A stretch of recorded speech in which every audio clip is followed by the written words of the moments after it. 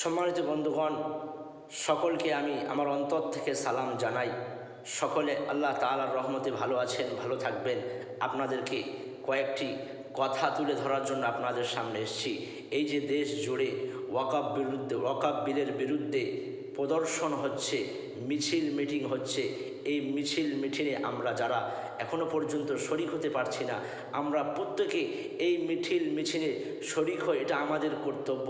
এই যে জুলুমবাজ বাদশা, অত্যাচারী বাদশা, যে জুলুমবাজ সরকার যে ওয়াকফ বিলকে পাশ করেছে, মনে রাখবেন, আপনাদেরকে ছোট্ট একটি উদাহরণ দিয়ে আমি বুঝিয়ে দিই।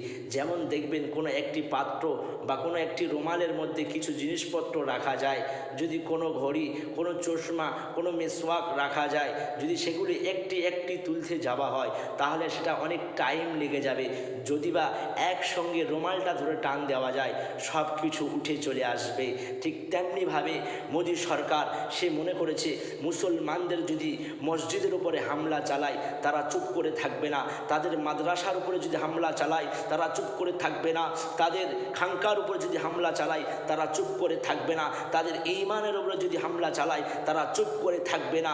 সেই জন্য মোদী সরকার আমাদের ওয়াকফ যে সম্পত্তি আছে, যেগুলো আমাদের 14 পুরুষ তারা মেহনত করে মজদুর করে তিলে তিলে সেগুলি আল্লাহর নামে ওয়াকফ করে গেছে, আজ মোদী সরকারের সেদিকে লাল টসটস করে পড়ছে, লোভ লালসায় সে পেটে পড়ছে যে মুসলমানদের দুস্থ ব্যক্তি যারা আছে তাদেরকে সাহায্য সহযোগিতা করা হয়। ওয়াকফ যে সম্পত্তি আছে, এতটা সম্পত্তি বলা হয়েছে যে মুসলমান একটি মুসলমান 200 বছর সেই সম্পত্তি কোনো কাজ না করে তারা বসে খেতে পারবে। এই দেখে মোদী সরকারের আর সহ্য হচ্ছে না যে মুসলমানরা বসে খাবে, তাদেরকে সাহায্য সহযোগিতা করা হবে। এই জন্য আজ মোদী সরকার আমাদের গোড়াতে ধরে টান দিয়েছে। যেমন রুমাল ধরে টান দিলে সব কিছু চলে আসবে, যেমন গাছের গোড়া কেটে দিলে গাছ সমস্ত কিছু পড়ে যাবে, তেমনিভাবে মোদী সরকার সে আমাদের ওয়াকফ বিলকে সে পাশ করে দিয়েছে।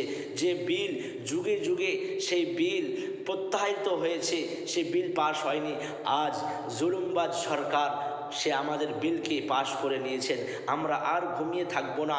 মুসলমান, কবে তোমরা জাগবে, কবে তোমরা মিছিলে যাবে? আজ আমাদের ভেদাভেদ কোনো জায়গা নাই যে আমি অমুক, আমি তমুক, আমি ওর মিছিলে যাব না, আমি এর মিছিলে যাব না। এটা আমাদের ভাববার এখন সময় নয়।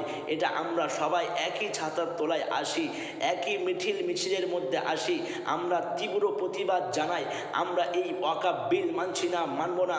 আমরা এই ওয়াকফ বিলের বিরুদ্ধে আমরা প্রতিবাদে নামবো, আগামীতে নামবো। আমাদের শরীরের এক বিন্দু পর্যন্ত রক্ত থাকতে আমরা এই বিলের বিরুদ্ধে লড়ে যাব ইনশাআল্লাহ।